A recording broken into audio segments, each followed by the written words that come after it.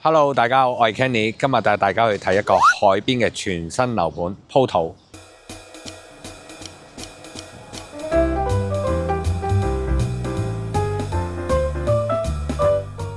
咁而家咧由樓盤咧行過地鐵站，睇下需時幾耐先。呢一條我哋叫鴨脷洲大街啦。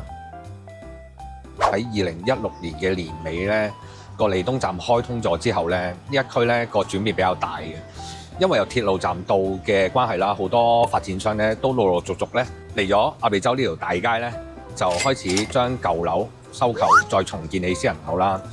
咁鋪頭呢個樓盤咧，其實係雲安發展商興建啦。咁其實佢咧喺上年嘅年頭咧，就已經係賣咗一期叫做 Costco 嘅樓盤，都係雲安發展商嘅。咁嗰陣時咧，佢喺短期內咧都一次過清晒所有嘅單位㗎啦。咁由於呢條鴨脷洲大街咧，就陸陸續續多新樓啦。咁好明顯見到咧，好多比較有特色嘅小店咧，都進駐咗入嚟呢條大街嘅。咁另外咧，呢條鴨脷洲大街附近咧，都其實啲民生配套都好齊啦。咁第一就係有啲休憩公園啦、運動場啦，都有就係政府起嘅街市啦，有冷氣街市啦，同埋室內嘅運動場嘅。交通鐵路站方便之餘啦，咁另外咧呢一度咧都有小巴直接去翻香港仔中心啊，又或者直接落翻去銅鑼灣嗰度，係啦，所以都幾適合住，因為始終呢一度係港島南區，係啦，咁環境咧舒適度咧一定會好過喺中環啊、金鐘啊嗰啲地方啦，因為嗰啲咧就比較逼啊，啲樓比較多，所以住落去咧都好辛苦。呢一區咧我哋叫有山有水，所以住落去嗰個感覺會舒服啲。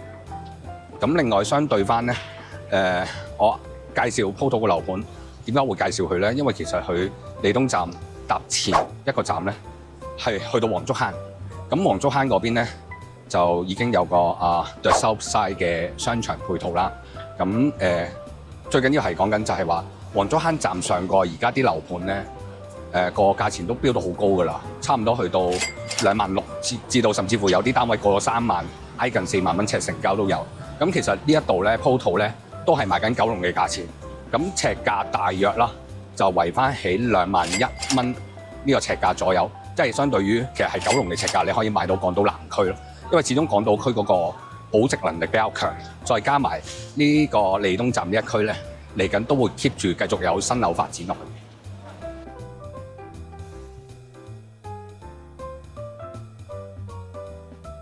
好啦，咁而家行到嚟利東站呢個地鐵站啦，咁由樓盤行過嚟，我哋睇翻個時間咧，其實係停一停，咁啊需時都係4分鐘左右嘅啫，條路都幾舒服嘅行得。而家咧就入嚟睇下436尺嘅兩房跟廚積先。咁入到門口呢一欄咧，發展商做咗一系列嘅鞋櫃喺度啦。咁然後睇下個廚房，緊廚，廚房有窗嘅。咁入到嚟客廳個位置啦，呢個咧重點推介咧就係話，因為佢呢一度咧整體上個樓底高啊，咁呢一度咧。由地下去到天花位咧，有3.4米5高咁整個空間感都好豐闊㗎啦。咁留意下啦，咁呢一度咧就係個客廳位啦，客廳位咁發展商咧都好細心咁樣去俾咗啲圖案啦，咁展示到可以擺到搣白嘅電視機櫃喺呢個位置啦。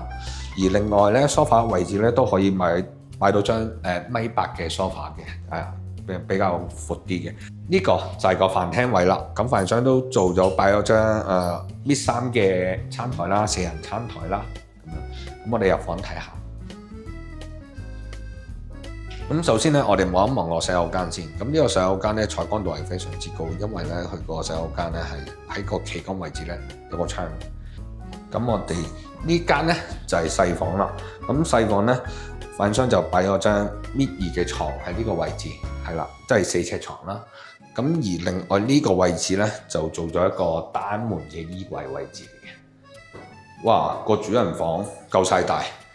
咁首先可以睇下啦，主人房咧發展商咧去整咗幅圖咧就做咗張5尺嘅床啊。之餘咧，另外咧仲可以擺到個床頭位喺呢個位置。咁而呢個位置咧，發展商咧就去設計咧就擺個 Mid4嘅衣櫃，係啦，我哋叫雙門衣櫃啊，就擺呢個位置嘅。咁整體上成間房咧都冇乜偷位啊，冇乜特別啲位係突出嚟咯。但係可以留意下咧，佢個窗呢個位，因為而家啲新樓整體上都係落地玻璃為主㗎啦。